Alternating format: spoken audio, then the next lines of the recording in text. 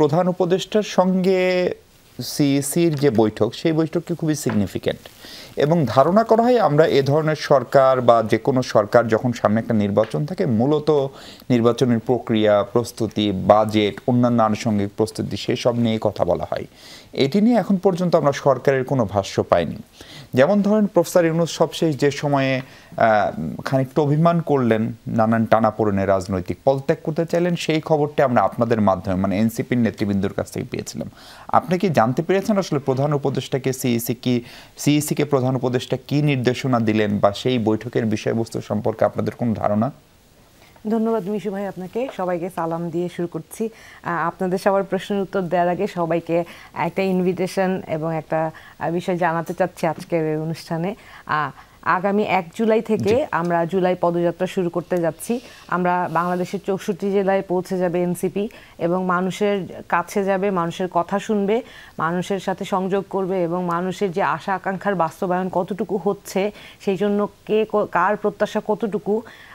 সেটা নিয়ে আমরা আলাপ করব এবং জুলাই ঘোষণা করেছি সেই কর্মসূচিটা শুরু হতে যাচ্ছে আশা করব সারা বাংলাদেশ আমাদের সাথে থাকবে সবাইকে সেই জন্য আহ্বান জানাচ্ছি তারপর আপনার প্রশ্নের উত্তরে যদি আসি এই পর্যন্ত আমরা গণমাধ্যম থেকে এনসিপির আসলে আপনি যেটা জিজ্ঞেস করছেন আমাকে আমি তো এনসিপির প্রতিনিধিত্ব করছি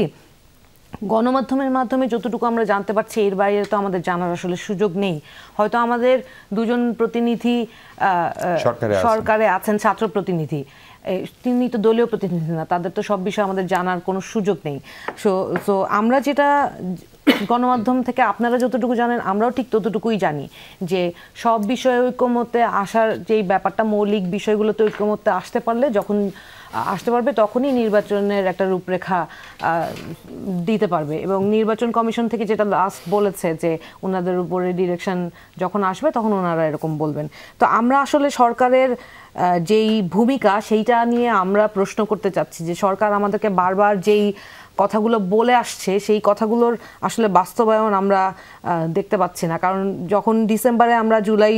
সনদ চাইলাম তখন আমাদেরকে বলা হলো যে 15 দিনের মধ্যে আমাদেরকে এই সবার সাথে কথা বলে জুলাই সনদ দেওয়া হবে একটি বড় রাজনৈতিক দলের আসলে মতামতের কারণে বা তাদের সহমত না থাকার কারণে আমরা 15 দিনের পর কি অদ্যাবধি আমরা জুলাই সনদ পাই নাই এই যে কিছুদিন আগে আমরা যখন আন্দোলনে নামলাম ঐক্যমত না হলে জুলাই সনদ কিভাবে হবে জুলাই সনদের বিষয়টা কি আমি এত বড় একটা অভ্যুত্থান হয়েছে এতগুলো মানুষের প্রাণ গিয়েছে এতগুলো মানুষ আহত হয়েছে আপনি এটার একটা অ্যাকনোলেজমেন্ট দিবেন না আপনি এইটা তো হাওয়ায় মিলে যাবে এত বড় একটা অভ্যুত্থান বাংলাদেশকে আপনি একটা স্বৈরশাসকের থেকে যেই ছেলে মেয়েরা পথে নেমে এসে মুক্ত করলো বাংলাদেশ থেকে যারা স্বৈরশাসনকে মুক্ত করে বাংলাদেশকে একটা নতুন ভাবে বাংলাদেশকে গঠন করার জন্য যারা জীবন দিল তাদের আপনি স্বীকৃতি দিবেন না এইটাতে এই জুলাই সনদের আমি আপনার কথা মাঝখানে কিন্তু আমি কথা বলিনি আপনি অনেক কিছু বলেছেন সেই বিষয়ে আমরা আসছি এখন জুলাই সনদের বিষয়গুলো কি এই ঘোষণাপত্রটা কেন আসছে না বলা হচ্ছে যে দুইটা জিনিস কিন্তু একটা হচ্ছে জুলাই সনদ আর একটা হচ্ছে জুলাই ঘোষণাপত্র দুইটা কিন্তু আলাদা এই জুলাই সনদ বলে যেই জিনিসটা আপনারা বলছেন যে মৌলিক সংস্কারের বিষয়গুলো জুলাই সনদে আসবে আমরা কিন্তু জুলাই ঘোষণাপত্র নিয়ে আমাদের বেশি আগ্রহ আমরা অবশ্যই সংস্কার চাই বাংলাদেশকে সংস্কার করার জন্যই তো আমরা এই আন্দোলনটা করেছি এই আন্দোলনের এই ফলাফল তো আমরা অবশ্যই চাবো বাংলাদেশের মানুষ যখন ছাত্র জনতার ডাকে রাস্তায় নেমে আসে এক দফার দাবিতে সেই দাবি কি ছিল শুধু কি শেখ হাসিনাকে দেশ থেকে পলায়ন করানো না বাংলাদেশ যাতে আর কোনো স্বৈরশাসকের হাতে না পড়ে আর কেউ যাতে স্বৈরশাসন করতে না পারে সেটাই ছিল উদ্দেশ্য এখন দেখেন আলোচনায় কেন ঐক্যমত হওয়া যাচ্ছে না তার কারণ হচ্ছে সবাই ঘুরে ফিরে না এক জায়গায় আটকে যায় কারণ আমার যে মেকানিজমটা আমার সংবিধানে রয়ে গেছে যেই মেকানিজমগুলো আমাকে পরবর্তীতে স্বৈরশাসক হওয়ার জন্য হেল্প করে আমি কিছুতেই ওই জায়গা থেকে বের হয়ে আসতে চাই না সহজ কথা আমি কিন্তু সাধারণ মানুষ আমি গতানুগতিক রাজনৈতিকবিদদের মতো কথা বলছি না কিন্তু কারণ আমার ব্যাকগ্রাউন্ডটা হচ্ছে আমি একদম সাধারণ মানুষের মাঝখান থেকে উঠে আসা তা আমি যখন আমি সাধারণ মানুষের কাতারে থেকে এই আলোচনাগুলো দেখি তখন আমি বুঝি যে এই যেই মেকানিজমটা এক্সিস্টিং মেকানিজম এখান থেকে বেরোয় আসবে না কেন বেরোয় আসবে না কারণ এই মেকানিজমটা আপনাকে হেল্প করে আপনি বিভিন্ন এই যে এনসিসি চায় না। তারপরে বললো সাংবিধানিক ও সংবিধিবদ্ধ প্রতিষ্ঠানের যে নিয়োগের প্রসেসটা, এইখানেও তারা একটা গ্রেটার ইনফ্লুয়েন্স চায়। এই বিষয়টা কি এরকম না, ধরেন হেলাল ভাইরা জানে যে নির্বাচন হলে পপুলার ভোটে তারা জিতবেন, ফলে তারা দ্রুত নির্বাচন চান। আপনারা যেহেতু 64 জেলায় এখনো কমিটি শেষ করতে পারেনি, সম্ভবত 34 জেলায় কমিটি হয়েছে আমি যদি ভুল না করি, ফলে আপনাদের প্রস্তুতির জন্য আপনারা একটু বেশি সময় চান। ফলে রাজনৈতিক দলগুলো তো তার সমীকরণ করেই সংস্কার বা এই বিষয়গুলো এনে দেন দরবার করার কথা। আপনারা কিন্তু আমরা যখন